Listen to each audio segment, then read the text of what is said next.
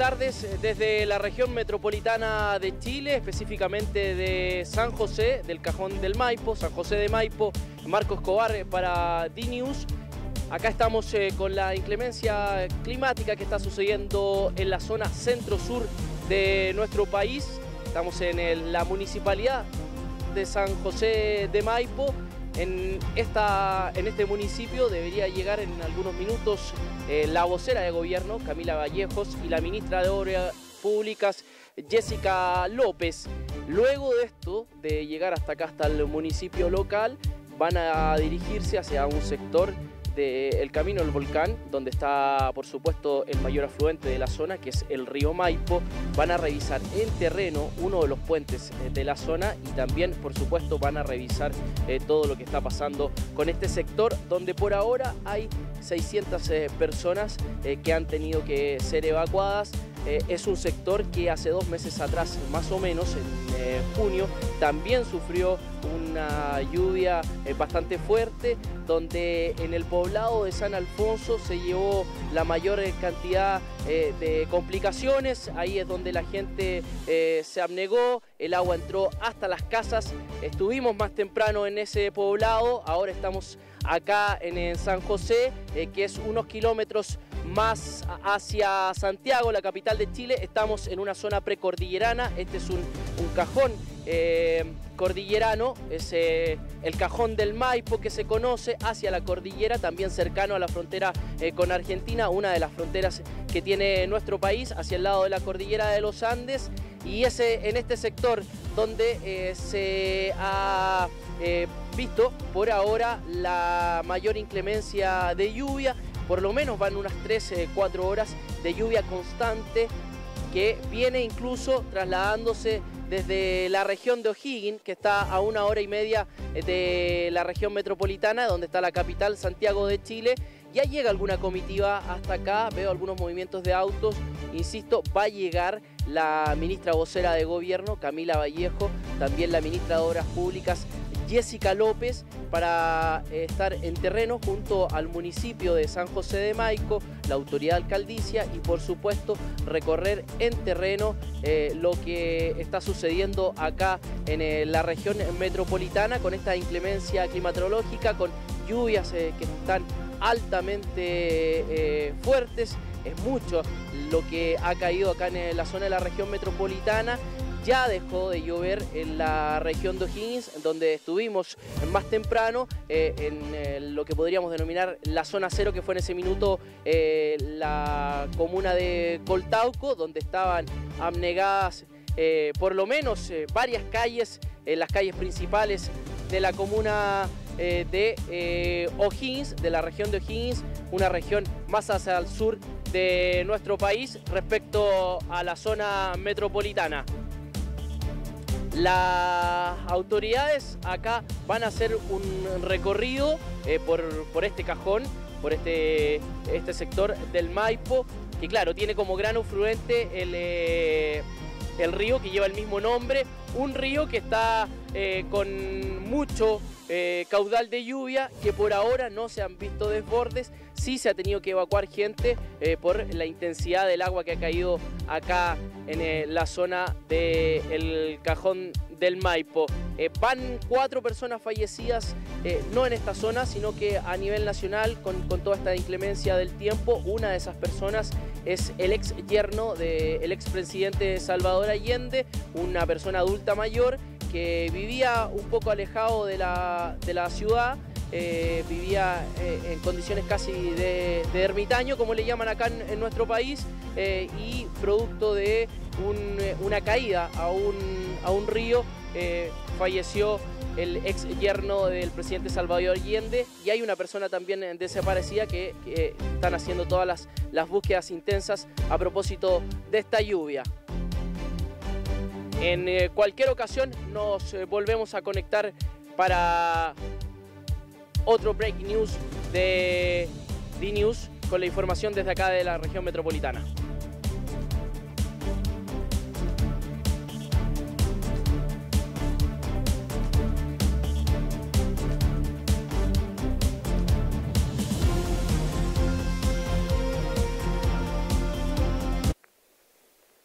está, gobernador?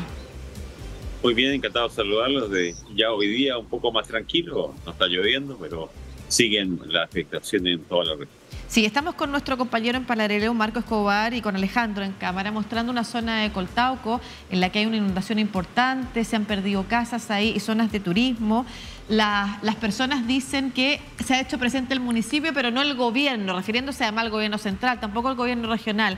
Sería bueno para transmitir de alguna manera cierta tranquilidad por una parte, luego hablamos de lo otro que se podría hacer a las personas que hoy están cerca o están mirando también a familiares. ¿De qué manera se está articulando el trabajo entre todas las instituciones? Así es, yo creo que hay una buena articulación. Es imposible desde el gobierno regional llegar a las 33 como una forma simultánea.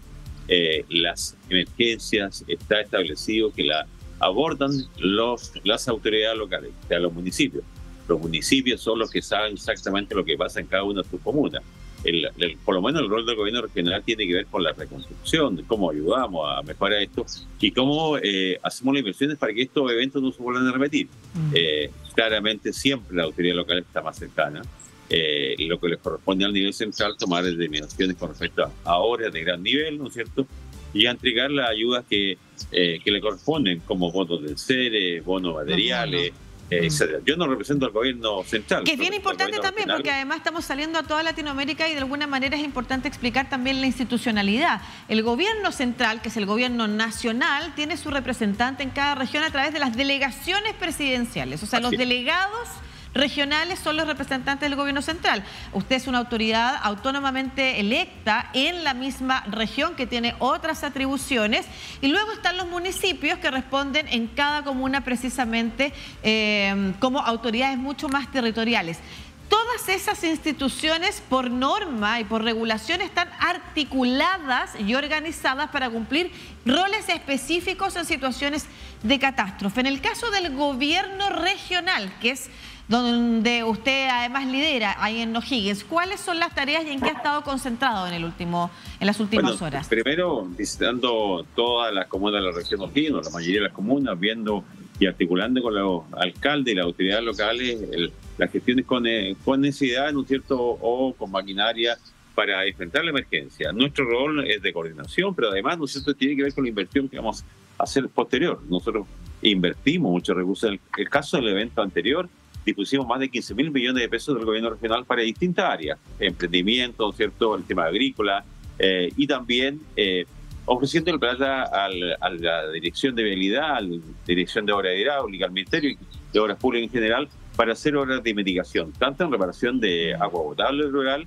como obras definitivas, que son, ¿no es cierto?, los enrocados, que van a permitir que efectivamente, si se vuelven a repetir estos eventos, haya menor afectación. Claro. En este momento nosotros tenemos ríos que son con mucho caudal y con mucha fuerza. Lo que pasa, ¿no es cierto?, que se salen esos ríos y afectan a la vivienda. Entonces hay que buscar soluciones definitivas. Lo que hemos planteado, se lo metemos ayer al presidente, que tenemos que tener un plan regional, ¿no es cierto?, de defensas fluviales, sobre todo los sectores en que se ha salido permanentemente el río, cosa que no estemos evacuando permanentemente, sino hay una protección, yo diría que casi definitiva o de mucho mayor nivel que el actual, ¿no es cierto?, donde no existe la defensa fluvial o la defensa o el trabajo que se ha hecho en los ríos no es suficiente para contener el agua que llega a Colombia. Claro, y efectivamente hemos visto que pese a que no ha sido suficiente respecto del temporal de hace 2 meses atrás casi ya, la reacción para la evacuación ha sido más rápida, lo que habla más bien no solamente de la reacción de las autoridades, sino que también de las personas que estuvieron disponibles. Recordemos que para el último evento temporal muchas personas se negaban, como pasa en otras ocasiones, a abandonar las zonas. En esta oportunidad se han evacuado más rápidamente miles de personas, y por otro lado los daños también han sido menores pese a que los días de lluvia se han extendido más, y eso también es relevante. Pero por otro lado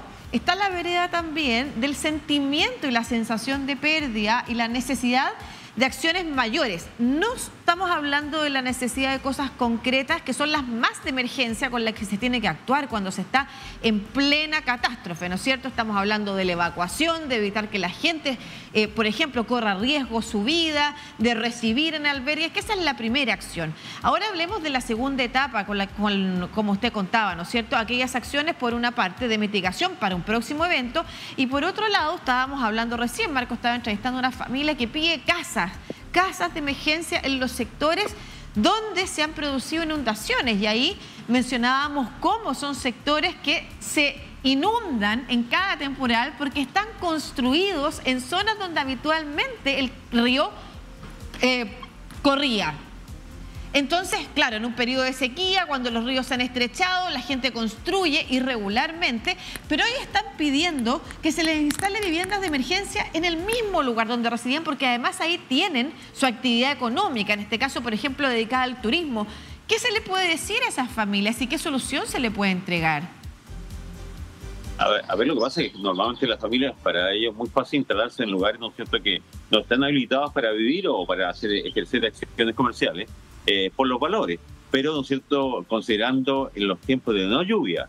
Aquí tuvimos una sequía de muchos años, ¿no es cierto?, por lo tanto los ríos estaban completamente sucios, por decirlo de alguna forma. Se habían creado islas, que esas islas, ¿no es cierto?, expulsan el agua hacia los costados, y ellos se instalan, ¿no es cierto?, en sectores que no están habilitados, y ahí se requiere una mayor fiscalización de parte del municipio. Claro, en tiempo no.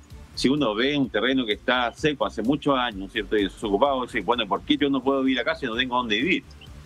Y se instalan, ¿no es cierto?, sectores que no son los adecuados. Y ahí se requiere una fiscalización dura, ¿no es cierto?, y constante en los municipios para efectivamente evitar, porque estos eventos que no pasaban hace muchos años, yo era ceremonia pública el 2015 cuando se produjo la inundación, un poquito menos que esta, se produjeron muchos anegamientos, ¿no es cierto?, pero posterior a eso se han ido creando campamentos, ¿no es cierto?, en ribera, donde incluso se venden los terrenos y donde incluso hay gente que, teniendo subsidios, teniendo su vivienda, se va a instalar sus sectores y arrienda su vivienda. También hay en muchas hay un problema. Hay es verdad, es una mezcla de cosas. En Chile hay problemas de vivienda, de construcción de vivienda, el terreno es muy caro, los arriendos son muy caros, y Chile históricamente ha sido un país que ha ido creciendo en sus ciudades precisamente a estos sectores que comienzan a ser construidos irregularmente. El problema es que algunos de ellos se construyen precisamente en zonas muy peligrosas, ya sea porque están a la orilla de los ríos o porque están en los cerros donde se producen incendios habitualmente y terminan generando pérdidas no solamente materiales, sino que también de vidas humanas, que es lo que hemos visto, por ejemplo, en la región de Valparaíso. Pero por el otro lado, sabiendo que es una forma de habitabilidad de Latinoamérica por lo demás, o sea, en otros países de Latinoamérica es mucho mayor la construcción irregular e ir avanzando, pero que es cultural prácticamente, ¿qué solución se le puede entregar a esas familias que además hoy están sintiendo esa pérdida? O sea, fiscalizar más, efectivamente actuar como autoridades cuando no están sucediendo catástrofes para que los terrenos sean seguros, para que la gente tenga soluciones habitacionales, es una tarea. Pero por el otro lado son personas que habitaban en ese lugar y que hoy sienten la impotencia porque han perdido su casa y también su actividad económica. ¿Qué solución, empatizando también un poco con la situación actual, se le puede entregar a esas personas? Son múltiples. Yo creo que el Ministerio de Vivienda está haciendo los esfuerzos. Recién yo estaba ahí, acá en Reunión, está la ministra de Bienes Nacionales, que está buscando terrenos donde instalar las familias que están en campamentos precarios y los ríos, pero hay que buscar soluciones efectivas. Se siguen siendo. Nosotros detectamos muchas veces que hay familias que están instaladas ahí que tienen su casa, o tuvieron subsidio, o vendieron su casa, o la tienen arrendada y se instalan, ¿no es cierto?, en otros sectores porque el terreno es más grande, etcétera, etcétera. Aquí tiene que haber una corresponsabilidad. Ahí está la responsabilidad del Estado de entregar vivienda en terreno adecuado. Y, ¿no es cierto?, y que tampoco haya un aprovechamiento de la situación, porque es tanta la necesidad de vivienda que no es porque el que se la tome el terreno, ¿no es cierto?, o el más prepotente va a tener la solución más rápido. Y aquellas familias que han estado 20 años o 10 años esperando una solución adicional, que han hecho todo su ahorro, pero que no tienen esta desfachatez de llegar a instalarse, que han rezagado, ¿no es cierto?, una solución habitacional. Yo creo que el problema tiene que ser visto de las dos formas. Darle una solución a esta persona, pero también es un incentivo perverso, porque si se le entrega solución a aquellos que, ¿no es cierto?, se tomaron terreno, se siguen tomando terreno, ¿no es cierto? O se quedan definitivamente ahí, se regulariza esas propiedades, ¿no es cierto? Con la condición, con la situación que después sube el río y se produce un problema. Aquí en la región en el 2007 hubo un incendio grande, pero si usted viene aquí a la región va a haber una cantidad de parcelas de agrado de los cerros donde se produjo el incendio que es increíble, que no tiene condiciones de agua potable, ni retiro de basura. Llegan a cintarlo, ¿no es cierto? Y los particulares venden terrenos muy baratos, ¿no es cierto? Que son terrenos que no son productivos, pero los venden muy baratos, entonces hay problemas de riesgo de incendio.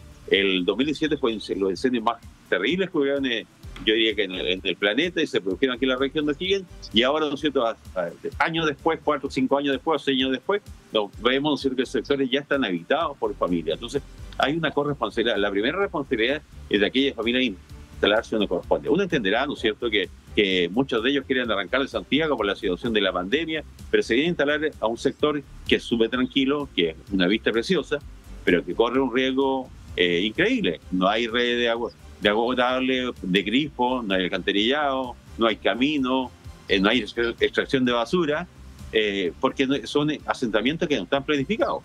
Y ahí tiene que haber una corresponsabilidad entre aquellos, ¿no es cierto?, que después pierden sus casas por los incendios, por lo que habrá que entregar subsidios, ¿no es cierto?, o bien de emergencia, pero los primeros responsables son ellos. Entonces, tiene que ser muy consciente la responsabilidad de cada uno. El Estado tiene una responsabilidad.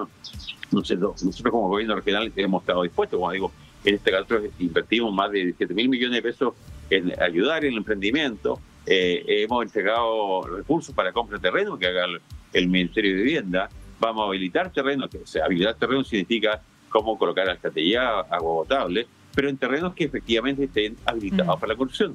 Muchas veces los terrenos, ¿cierto?, ocupan terrenos que están destinados para la agricultura, pero lo ocupan, ¿no es cierto?, en vivienda.